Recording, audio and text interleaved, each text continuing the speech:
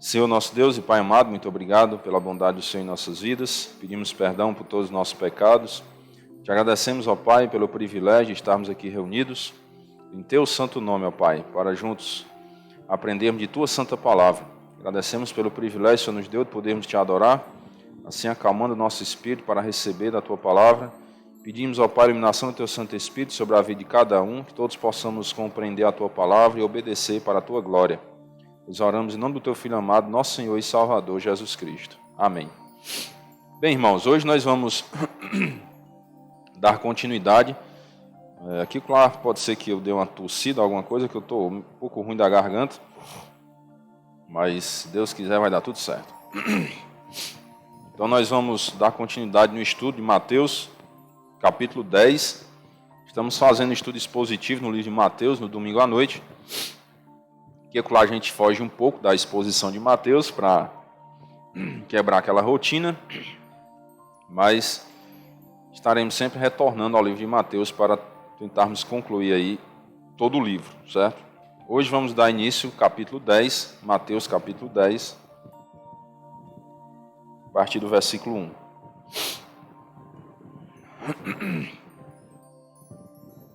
Mateus 10 e 1. Alguém lembra o que significa o nome Mateus?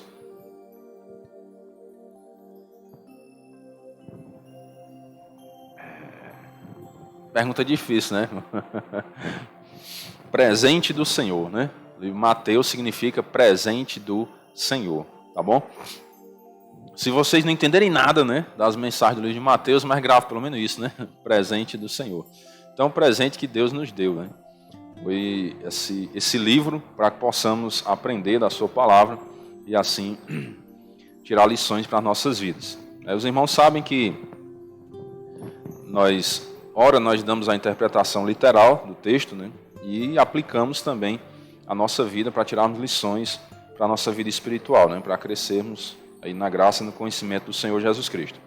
Então o livro de Mateus, capítulo 10, versículo 1 diz o seguinte: Tendo chamado seus 12 discípulos, deu-lhe Jesus autoridade sobre espíritos imundos, para os expelir e para curar toda sorte de doenças e enfermidades. Nós vamos entender aqui a diferença do nome discípulo para apóstolo. Discípulo significa um estudante, é alguém que está sendo ensinado por outra pessoa. Isso é o que significa discípulo. E apóstolo significa representante qualificado que é enviado numa missão. Então, quando Jesus escolheu ali seus 12 apóstolos, foi porque ele designou esses apóstolos para uma missão específica. Eram pessoas ali qualificadas para isso. Esses são os apóstolos, é o significado da palavra apóstolo. Então, o discípulo ele vai aprender, ele é ensinado, né? Ele eram discípulos de Jesus também, eram discípulos e eram apóstolos, porque eles aprenderam de Jesus e assim foram comissionados também para uma missão. E Jesus deu autoridade a eles. Essa autoridade, irmãos, sobre os espíritos imundos, né? Expelir esses espíritos imundos, curar toda sorte de doenças e enfermidades. Às vezes, alguns confundem achando que, então Jesus chama hoje, né, os seus discípulos para realizar milagres. Então, nas igrejas tem que acontecer milagres. E aí precisa ter aquelas pessoas, né, curandeiras que têm o poder de curar. Então, cuidado, certo? Para não confundir as coisas. Naquele tempo, quando Jesus deu essa autoridade para os discípulos, tinha um propósito específico. Propósito específico. Não era simplesmente só para curar e aquela pessoa que curasse teria aquela fama de ser um curador, não. Não era para isso. Qual era o propósito? Era para mostrar a soberania de Cristo sobre os efeitos do pecado e sobre as forças do diabo, de Satanás. Então ele tinha esse propósito, mostrar que os discípulos de Jesus, como eram enviados por ele, pelo próprio Jesus, então estava mostrando o poder que Jesus tinha sobre essas coisas. E tem mais um detalhe. O Novo Testamento estava escrito nessa época? Não. Então como as pessoas dariam crédito à pregação dos discípulos? por meio dessa autoridade, dos sinais, dos milagres que eles iriam realizar. Então, eles iriam chegar trazendo a mensagem do reino de Deus, da salvação, e as pessoas, como você prova que realmente essa mensagem que você está dizendo é de Deus? Aí eles poderiam realizar esses milagres para comprovar a autoridade da mensagem que eles estavam levando, certo? Então não era simplesmente curar, era para autenticar a mensagem deles. Assim como Jesus também realizava milagres para autenticar a mensagem dele, para que as pessoas pudessem acreditar que ele realmente era o ungido, o Cristo, né? O enviado de Deus. Então, nós precisamos entender que hoje é diferente. Quais são os apóstolos de hoje, dos nossos dias? Onde estão esses apóstolos? Não existem. Certo? Não existem. Os apóstolos foram aqueles lá do tempo de Jesus. Hoje não tem apóstolos. Certo? Tem profetas hoje? Essa pergunta é cabulosa, né? Tem, irmão, somos nós. Nós que proclamamos a palavra de Deus, nós somos os profetas de Deus. Nós não somos profetas para trazer novas revelações. Eu senti aqui, eu tive uma visão que Deus me falou isso. Está escrito na palavra? Não, então não é um profeta de Deus. Certo? É simples assim. O profeta é aquele que pega a Bíblia, abre e ensina para as pessoas. Fala das profecias bíblicas para os outros. Se você faz isso, você é um profeta de Deus. Mas você não é aquele profeta que está recebendo novas revelações que não estão na Bíblia e você ensinar isso para as pessoas, não é profecia bíblica. Certo? Então você não é um profeta de Deus. Tá bom? Mas apóstolo, hoje não. Certo? Não tem mais isso hoje. Foi para aquele tempo, para um propósito específico, que Jesus comissionou esses 12 homens. Tá certo? Então cuidado. Irmão, você está dizendo isso, então você não acredita em milagres? Aqui, a prova viva, ó. Falamos nesse instante, foi? O irmão Tiago, é um milagre de Deus. Ontem à noite a irmã falou do milagre que Deus fez na vida do filho dela, não foi? Milagre. Deus está fazendo milagres, irmãos. Todos os dias Ele faz. Certo? Agora, nós não somos sensacionalistas. Nós não vamos colocar o irmão Tiago aqui na frente. Olha, o homem que orou, né? O homem que tem o poder de realizar milagres. Olha aqui. Nós não vamos fazer isso. Certo?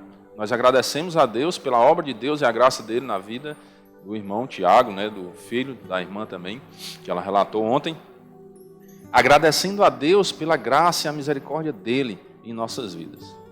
Mas não que nós temos esse poder de curar, ou que alguém aqui tem esse poder de cura, e que alguém deve ser ovacionado por isso, glorificado por isso. A glória é toda para Deus, por Ele realizar esses milagres na nossa vida. Nós não merecemos, mas Ele faz pela sua graça. Então nós cremos sim em milagres. Nós acreditamos que Deus faz milagres nos nossos dias. Mas é para a glória dEle, e não para a nossa glória. Aí, infelizmente, há igrejas hoje que fazem até aquela propaganda, né? Hoje vai vir um curador, o homem que tem poder. E aí, com o propósito de arrecadar grana, din-din, né? Dinheiro. E aí ainda era pior ainda, tá? Ainda está mais distorcido ainda dos apóstolos. Porque vocês vão observar aqui o que Jesus fala sobre essa questão também do dinheiro para eles, né? Vamos observar, irmãos, os nomes dos 12 apóstolos, para a gente observar um detalhe interessante também. Ora, os nomes dos 12 apóstolos são estes. Primeiro, Simão, o sobrenome Pedro, e André, seu irmão, Tiago, filho de Zebedeu, e João, seu irmão, Filipe, Bartolomeu, Tomé e Mateus, o publicano, Tiago, filho de Alfeu, e Tadeu, Simão, o zelote, e Judas Iscariotes, que foi quem o traiu. Vamos observar outra passagem que fala, mais duas passagens bíblicas que falam sobre os nomes dos apóstolos. Alguém abra aí em Marcos 3, 16 ao 19 e leia aí em voz alta, para nós fazermos essa comparação aqui, ó. Nós lemos aqui os 12 apóstolos, ó, de Mateus, certo? Pedro, André, Tiago, João, Filipe, Bartolomeu, Tomé, Mateus, Tiago, Tadeu, Simão, Zelote, Judas Iscariotes. Agora alguém leia aí Marcos 3, 16 a 19.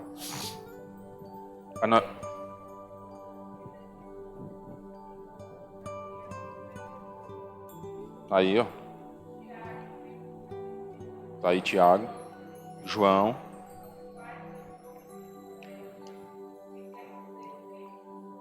certo? André, ó. Felipe, Ptolomeu, Mateus, Tomé, Tiago, Tadeu, Simão. Bateu? Bateu, né? Vamos para Lucas 6, 14 a 16. Alguém lê aí também, voz alta.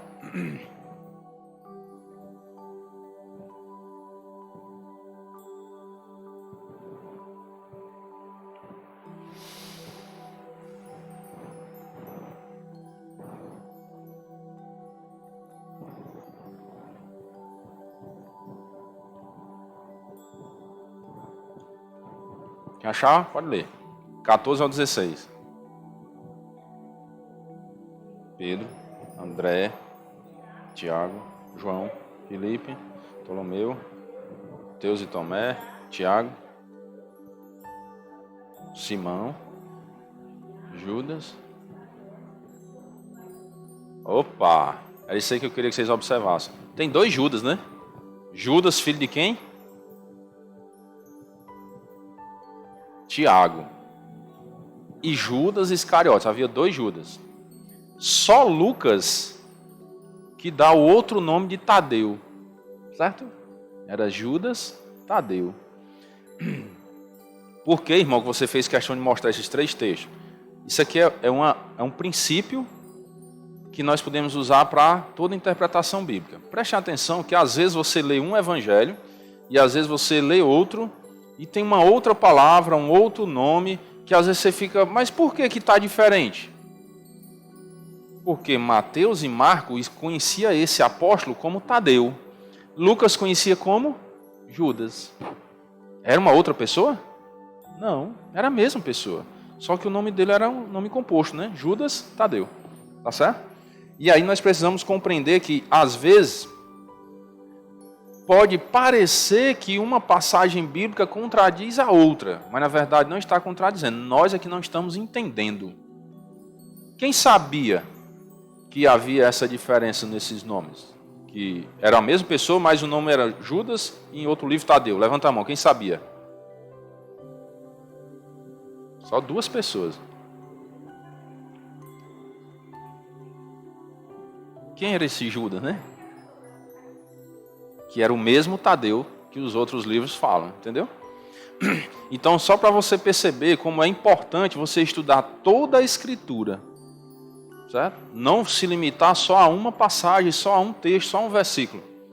A importância de todo o livro sagrado, porque aí você compreende para não errar e não ficar duvidando da Bíblia. Você não pode duvidar das Escrituras. Se a Bíblia, irmão, não for verdadeira, nós estamos tudo perdidos. Então, nós temos que ter a confiança na palavra de Deus. Nós é que precisamos entender, né? Buscar a compreensão, porque está tudo certinho nas Escrituras. Nós é que às vezes não compreendemos, certo? Aqui foi só um comparativo para vocês entenderem, né, que não há divergência, certo? Nós é que não entendemos direito às vezes, tá bom? Vamos observar também, no versículo 3 aqui, ele fala de... Nos apóstolos, nós já observamos que tem 2 Tiagos, né? Ó. Tem um Tiago, irmão de João. Nós vimos hoje de manhã que esses 2 Tiagos são primo de alguém, né? Primo de quem? De Jesus.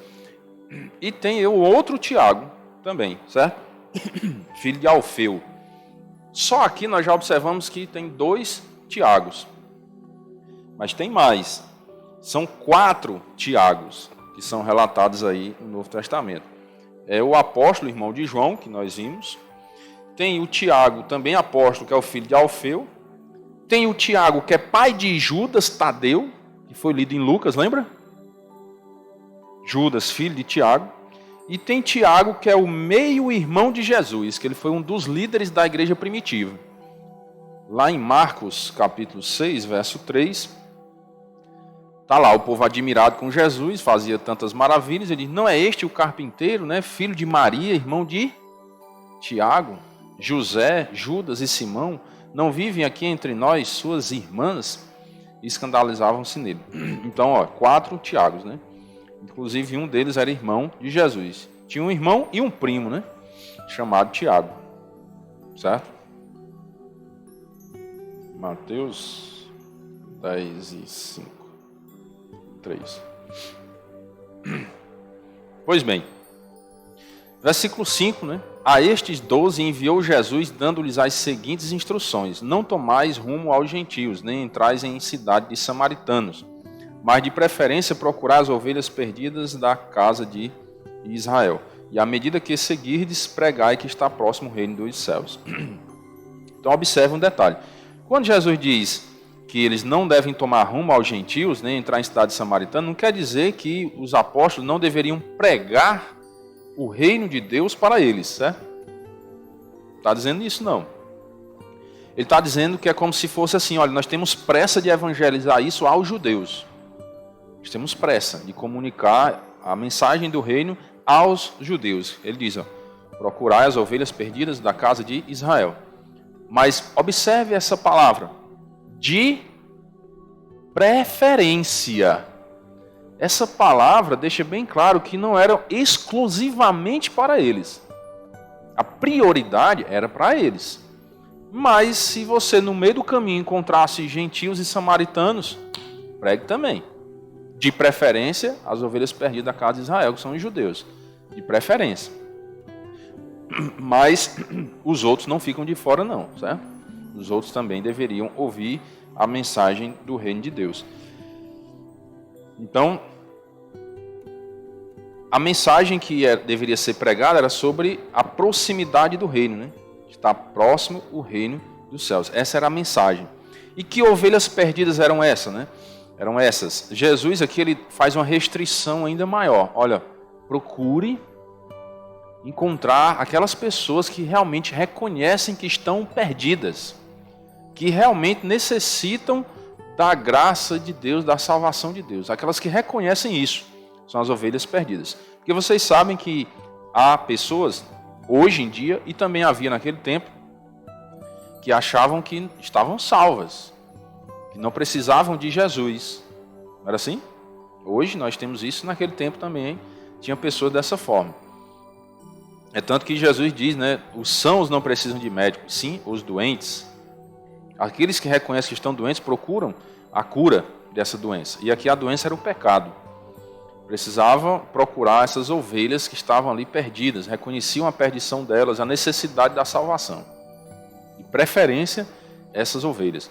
E aí nós lembramos daquilo que sempre ensinamos aqui, né? Para não pescar em aquário. Quando vamos evangelizar, nós devemos procurar pessoas assim, que reconhecem que necessitam da graça de Deus e que ainda não encontraram, né, um lugar para congregar. E aí nós podemos convidar para a nossa igreja. Mas se nós chegamos, batemos numa porta e a pessoa diz, não, eu já sou crente. Deixa lá. Não vai perturbar a mente da pessoa não, certo? Opa, meu irmão, Deus te abençoe, vamos para frente. Quando você encontrar uma ovelha perdida, aí você evangeliza. Você não vai tentar pegar uma pessoa que já está congregando numa igreja e vai lá e perturbar. E aí, como é a tua igreja? E o que é que eles ensinam a respeito da escatologia bíblica? E do milênio? E do reino? Aí você está começando a perturbar as doutrinas que a pessoa aprendeu. E aí, às vezes, ao invés de aproximar essa pessoa do reino de Deus, você vai afastar. Porque ela vai ficar confusa.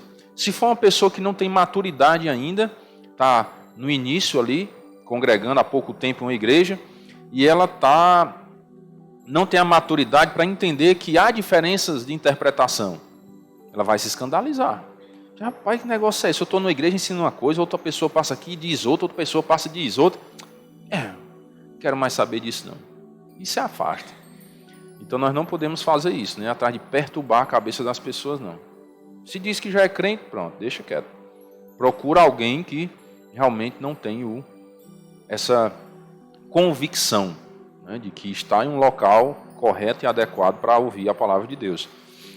E aí vamos procurar essas pessoas que realmente estão perdidas, que reconhecem que estão perdidas e necessitam da salvação. Aí você me diz, irmão, e se eu começar a pregar para alguém, eu sei que aquela pessoa é perdida, eu sei, né?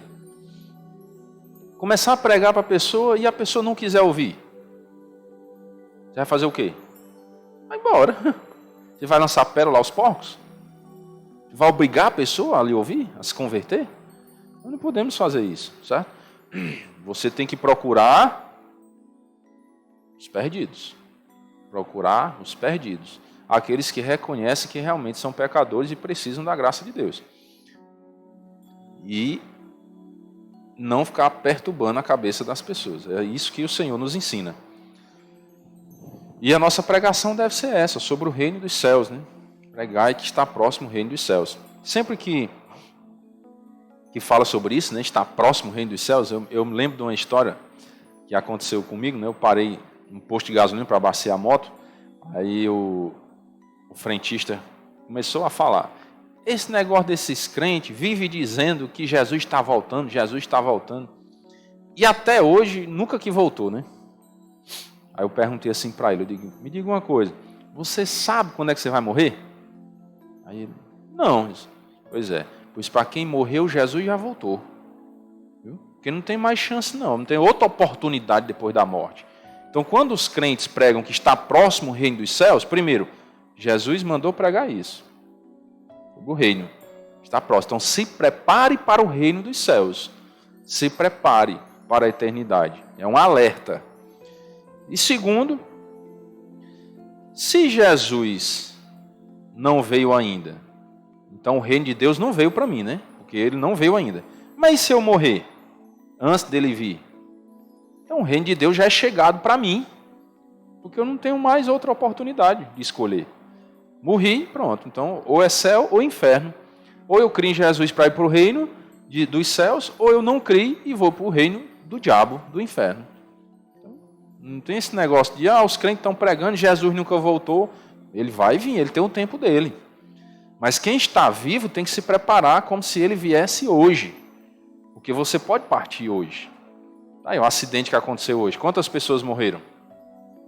Né? E uns dizem que foi 3, outros foi 6. Né? Hoje, ó. E aí? E essas pessoas foram para onde? Não estou julgando, é só uma reflexão, né? Você está vendo como a vida é breve?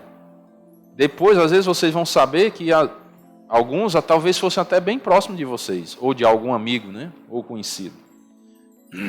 Está ali, ó. A morte está próxima de nós.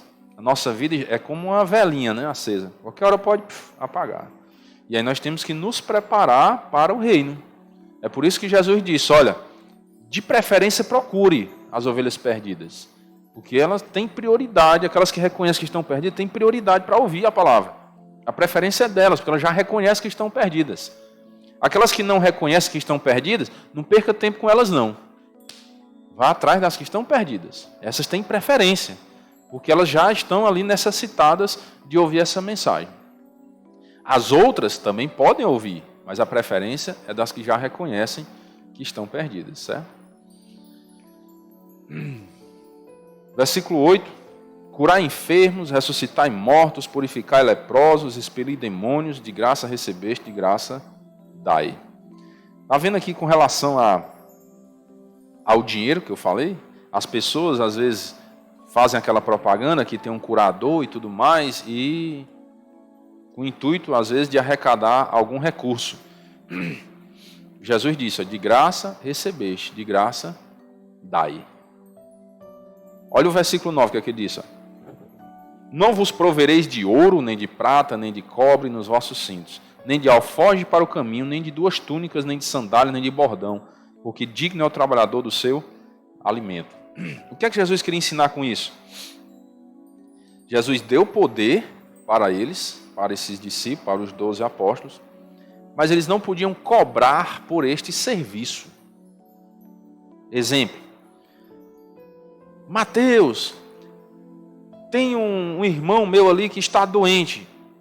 Vamos lá curar o meu irmão. Aí Mateus, espera aí, é R$100, viu? Eu realizar a cura. Deus me deu o poder, então eu cobro R$100 para curar. Não podia fazer isso, certo? Jesus disse, de graça recebeste, de graça dai. Tá bom? Só que aí no versículo 10 ele diz, ó, digno é o trabalhador do seu alimento. Então o que é que isso quer dizer, irmão? Uma hora tem que fazer de graça, outra hora tem que receber, não entendi foi nada, né? Deixa eu tentar explicar. Nesse momento, Jesus designou os 12 apóstolos para uma missão específica. Pregar o reino de Deus, ensinar os apóstolos a depender da graça e da providência de Deus, e ensinar as pessoas que recebiam essa graça a serem misericordiosas, a reconhecerem essa graça que elas estavam recebendo de Deus por meio dos servos de Deus e assim suprir as necessidades desses servos. Entenderam? Eles não podiam cobrar, mas quem recebia a graça tinha que cooperar para que as necessidades desses irmãos fossem supridas. Porque ele diz, olha, você não pode se prover de ouro, prata, cinto, alfoge, nada. Ó, vai, é pela fé. Né? E aí você vai realizar a minha obra, anunciar que está próximo do reino de Deus, você vai realizar milagres conforme a necessidade para assinar a tua mensagem, que é a mensagem divina, e as pessoas que vão receber dessa graça devem entender e compreender que devem ajudar vocês. Então isso era o que Jesus estava querendo ensinar.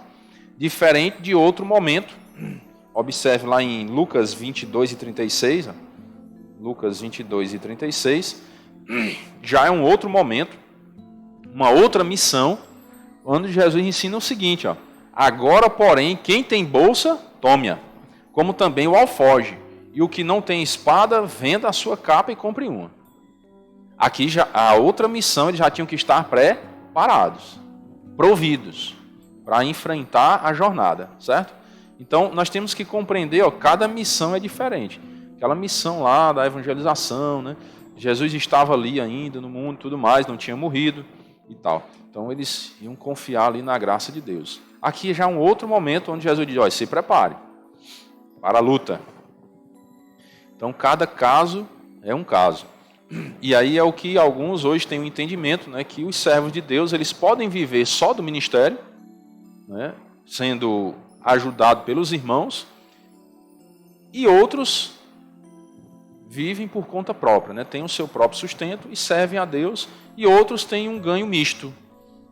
A igreja ajuda com a parte do seu sustento e ele ganha o restante do seu sustento fora da igreja com o seu trabalho secular. Hoje há esse entendimento entre as igrejas, certo? Mas aqui só para a gente comentar o que havia lá na época de Jesus com os apóstolos, como foi que ele ensinou, certo? E aqui fica uma lição para a igreja, né? Que a igreja tem que ter essa visão que os servos de Deus, eles precisam do alimento, de ter as suas necessidades supridas.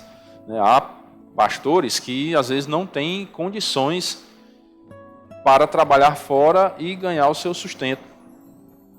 Precisam viver realmente, exclusivamente para o ministério. Então, os irmãos precisam ter essa maturidade de que há essa necessidade. Foi ensinado aqui, né? Digno é o trabalhador do seu alimento.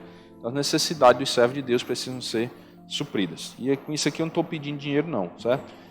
Está dentro do nosso estudo expositivo e a gente tem que comentar para que a igreja possa amadurecer com relação a esse assunto também. Porque, às vezes, há uma pedra no sapato nas igrejas conservadoras, né? Que não pode falar em dinheiro. A igreja conservadora não pode falar em dinheiro. Como é que os irmãos vão aprender a servir a Deus com as suas finanças, se não falar? Tem que falar, irmãos. Tem que falar, certo? Se nós não falarmos, nós vamos ser culpados pela ignorância de vocês, certo? A ignorância é a falta de conhecimento, né?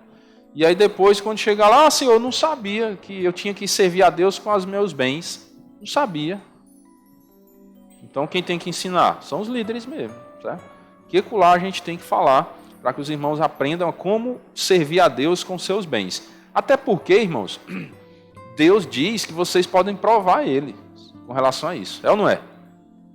Provar e vede. Então se você serve a Deus com seus bens, Deus vai te abençoar. Estou dizendo aqui para você fazer como aquela história não, né? Diz que tem uma igreja aí que diz assim, o dízimo é 10%, né? Geralmente a gente aprende isso, dízimo 10%. Aí tem uma igreja aí, que eu não vou dizer o nome, né? Porque pode criar um problema universal no meio do mundo aí, que eles ensinam assim, ó. Se você quer ganhar, hoje você ganha R$1.000, por exemplo, aí você dá 10%, R$100, né? Aí você quer ganhar 3.000, então você já dá o dízimo dos 3.000, do que você quer ganhar. E prove a Deus, que aí você agora vai dar 300 e Deus vai te abençoar e vai te fazer ganhar os 3.000. Quer dizer, que tu vai pagar agora o dízimo, vai devolver o dízimo de 30% do que tu ganha, né?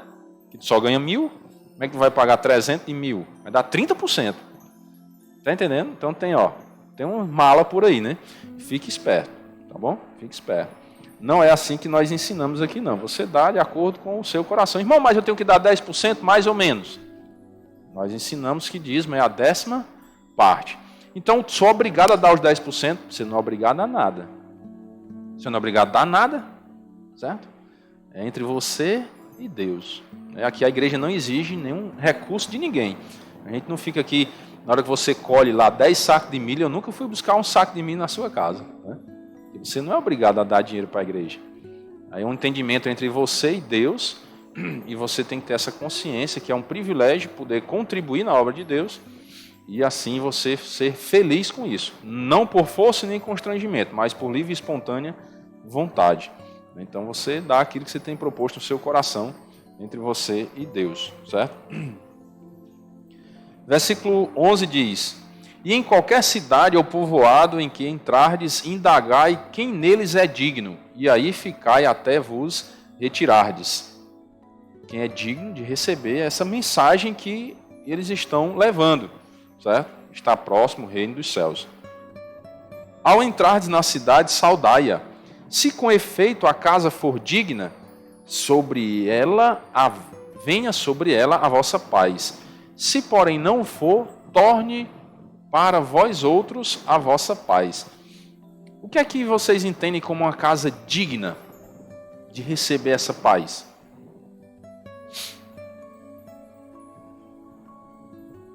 Vou beber água enquanto vocês pensam. Que ele diz, ao entrar na cidade, saudai, né? Se você achar alguém nele digno, naquele povoado, fique lá. Se a casa for digna, que venha sobre essa casa a paz. Se não for digna, que a paz torne para vocês, os apóstolos.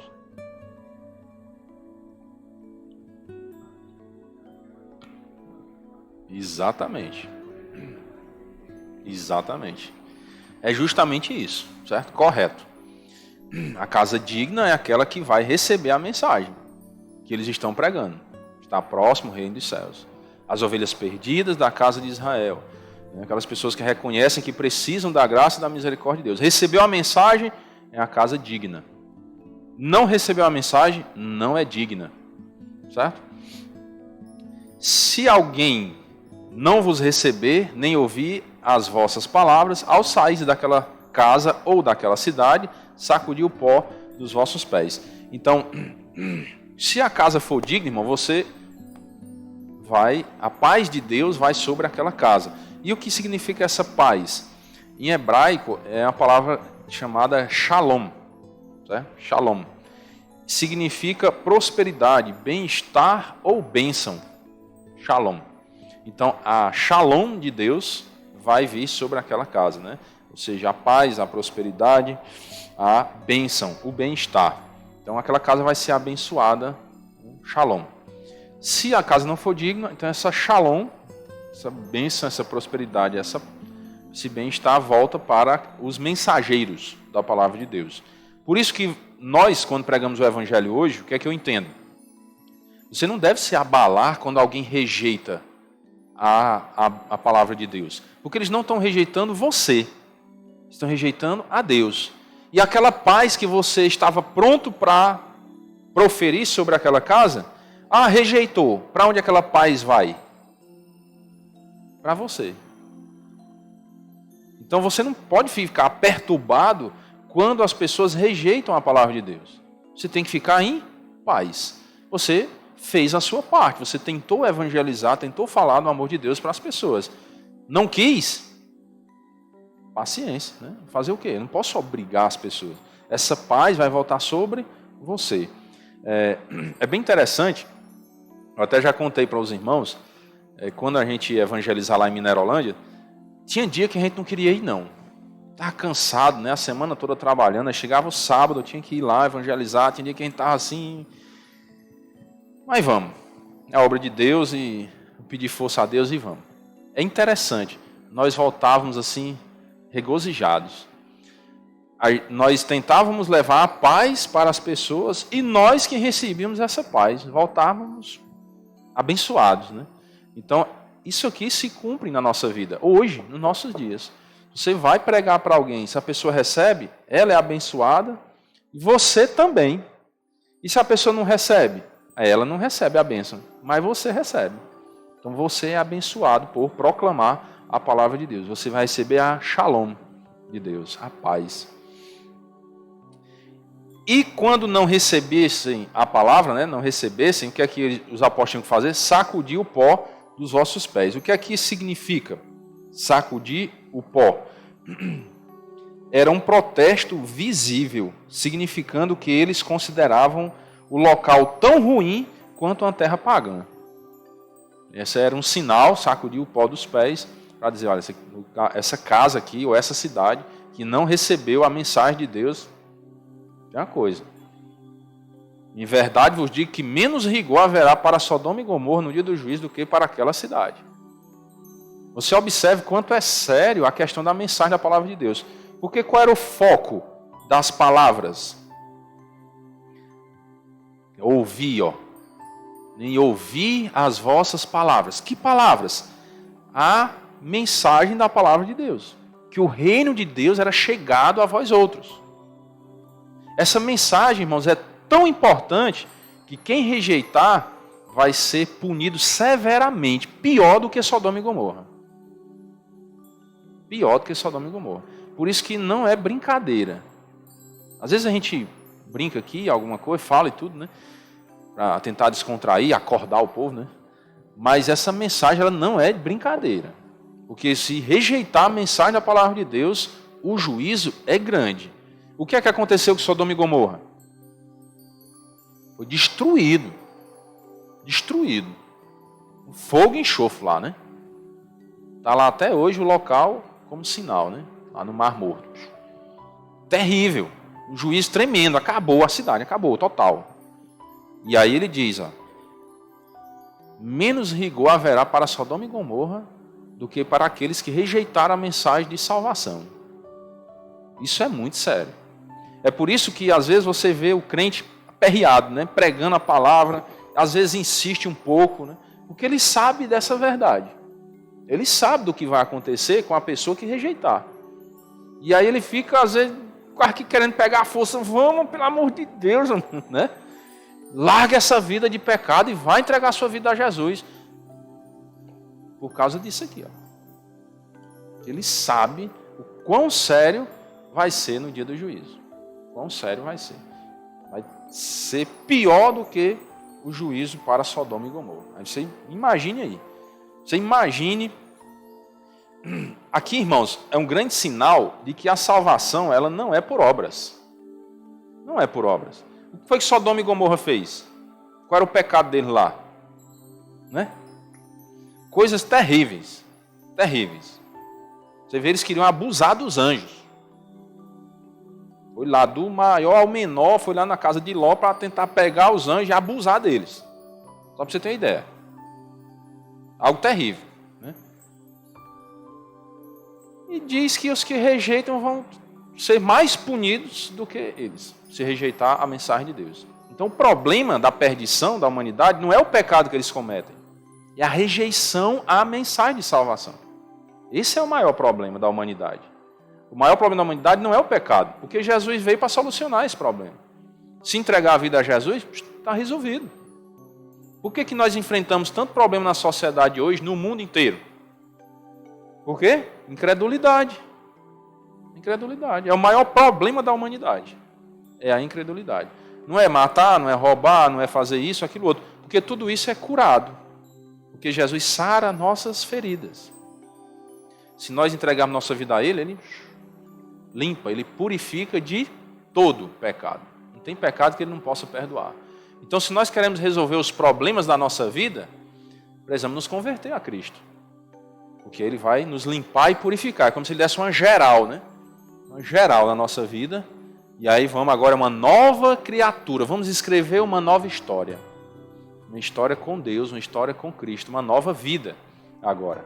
Não estou dizendo que os problemas vão acabar totalmente. Porque nós somos pecadores, ainda estamos nesse mundo, vamos enfrentar dificuldades. No mundo passar a expor aflições. Mas tende bom ânimo, porque eu venci o mundo. Então Jesus venceu, Ele vai nos dar a vitória.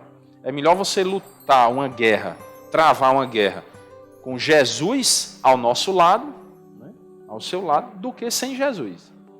A guerra já está travada sem Jesus. Quando nós nascemos, a nossa guerra contra o pecado, contra Satanás, já está travada. Diz que ele ruge como um leão pronto para nos devorar. Ele veio para matar, roubar e destruir. Está lá, a guerra já está travada. Só que nós começamos essa guerra sem Deus, sem Jesus. E aí é a sua escolha. Eu posso entregar minha vida a Cristo e agora travar essa guerra, continuar essa guerra com Jesus ao meu lado, me dando força para vencer, ou continuar sem Jesus. Se eu continuar sem Jesus, é derrota na certa. É derrota na terra e derrota na eternidade, que é o inferno. Se eu for com Jesus ao meu lado, me ajudando, é vitória na terra e no céu. E na eternidade, né? Porque Ele vai me dar a vitória sobre o pecado e Ele vai me levar para o céu. Então é questão de escolha. Você tem que escolher. E aí eu costumo fazer, às vezes, dizer algumas palavras para mexer com a sua mente mesmo. Você tem que ser inteligente. A salvação, irmãos, é questão de razão, é consciência. Não é emocional, não. Não é você esperar seu coração, meu coração, quando chamar, aí eu vou entregar minha vida a Jesus. Jeremias 17:9. Enganoso é o quê? Aí não é a mente não que é enganosa. É o coração, ó. Mais do que todas as coisas. E o seu coração é o quê? Desesperadamente corrupto. Quem o conhecerá? Você acha que conhece seu coração? E vai esperar por ele? Quando o seu coração chamar, você vai entregar sua vida a Cristo? Sabe quando é que ele vai chamar? Nunca. Porque ele é o quê? Não é só corrupto, é desesperadamente corrupto. Você não pode esperar seu coração decidir por Jesus. Você tem que ser inteligente, entender que isso é o certo a se fazer. E você vai contra o seu coração, porque o seu coração é corrupto.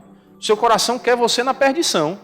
Aí você diz, não, mas peraí, o coração está me enganando. Então eu vou pela razão. O certo é entregar a vida a Cristo. Então eu vou ser inteligente e vou entregar minha vida a Jesus. Certo? Por que inteligente? Você iria uma guerra contra a Rússia sozinho ou com o exército ao seu lado? O que você escolheria? Então você é inteligente, não é não? Ou não, eu sou inteligente. Jamais eu vou a uma guerra contra a Rússia sozinho. Eu vou com o exército. E como é que você vai travar uma luta contra o diabo sozinho? É inteligente isso? Sinto muito, né? É mais inteligente você dizer, não, peraí, eu vou com Jesus, porque Ele é o Senhor dos Exércitos. E Ele vai me dar a vitória. Eu vou com Ele. Entrega a sua vida a Cristo. É o mais sábio e o mais inteligente a se fazer. Certo? Então, presta bem atenção nas coisas e não fica nesse negócio de emoção, coração. Quando eu sentir, você não vai sentir vontade de entregar a vida a Jesus, não. Você tem que decidir, eu quero e eu vou fazer isso, porque isso é o correto a se fazer, é o melhor para a minha vida. E eu vou fazer. E faz. Amém? Vamos orar. Senhor nosso Deus e Pai querido, muito obrigado pela bondade do Senhor em nossas vidas. Pedimos ao Pai perdão por todos os nossos pecados. Te agradecemos, ó Pai, pela Tua palavra que confronta as nossas vidas. E assim, ó Pai, nos ensina o caminho certo a seguir e o que é certo a se fazer. Pedimos, Senhor Deus, que a cada dia possamos ser confrontados por ela para fazermos a Tua vontade e não a nossa. Pedimos, ó Pai, as bênçãos do Senhor pela noite, a proteção, o cuidado do Senhor sobre a vida de cada um, o retorno de cada um dos irmãos aos seus lares, Tua santa mão poderosa, protegendo cada um deles. Pedimos, ó Pai, a semana de vitória sobre o mal e sobre o pecado. E no próximo final de semana possamos retornar para juntos adorarmos ao Senhor e aprendermos a Tua santa palavra. Nós oramos agradecidos em nome do Teu Filho amado, nosso Senhor e Salvador Jesus Cristo. Amém. Uma boa noite a todos, irmãos, e até sábado, se Deus quiser.